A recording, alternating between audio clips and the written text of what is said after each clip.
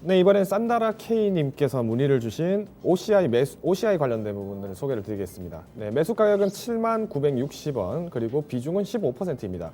매수가 근처에 올 수 있을까요? 아니면 이번에 근처에서 손절을 해야 할까요? 최단기 진단으로 부탁드립니다. 너무 마음고생 오래 해서 지금이라도 빠져나오고 싶네요. 이런 말씀을 남겨주셨네요. 뭐 간단하게 바로 차트로 넘어가죠. 뭐 이미 OCI 같은 경우에는 사실 뭐 태양광 관련된 부분에서 특히 이제 실리콘 관련된 부분에서의 어떤 실적이 굉장히 좋을 것이다, 이런 기대감으로 들어가신 분들이 많은데, 바로 어제 이제 발표가 된 걸로 알고 있습니다만은 매출이 이제 약 4,600억 정도가 이렇게 잡혀 있고, 영업이익 부분은 오히려 2018년도 이후에 처음으로 다시 한번 흑자 전환을 하는데 성공했다라는 게 가장 큰 핵심입니다. 이 흑자 전환을 했던 결국에 핵심 요인도 사실은 이런 태양광과 관련된 부분, 이 소재 부분들이 가장 핵심이었다는 게 가장 중점인데요. 사실 OCI가 지금 최근 들어서 조정을 받다가도 다시 고개 드는 이유 중 한 가지는 마찬가지로 미국의 바이든과 관련된 부분들에서 이슈 때문에 그렇습니다.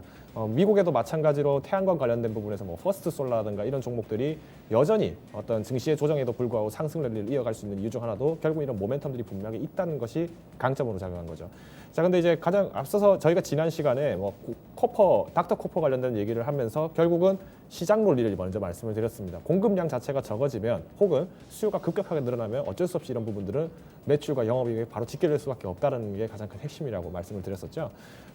OCI 최단기간에서 만약에 마음고생 때문에 도저히 못 기다리겠다라고 하신다면, 저는 미국 대선 바로 전날에 11월 2일자에는 매도를 하셔야 된다고 봅니다. 이유인즉슨 바이든이 예상대로 당선이 되면은 굉장히 좋겠지만, 예상 외로 트럼프가 만약에 당선되는 악재가 작용하는 순간 이 OCI 같은 종목들은 바로 꼬꾸라지게 됩니다. 그렇기 때문에 좀 더 내가 길게 가져야 하는데 너무 마음이 지쳤고 힘드시다면은 지금이라도 매도를 하시는 게 맞지만은, 그래도 대선이라는 이벤트가 있기 때문에 한 번 더 기다려보자라고 제안을 드리고 싶네요.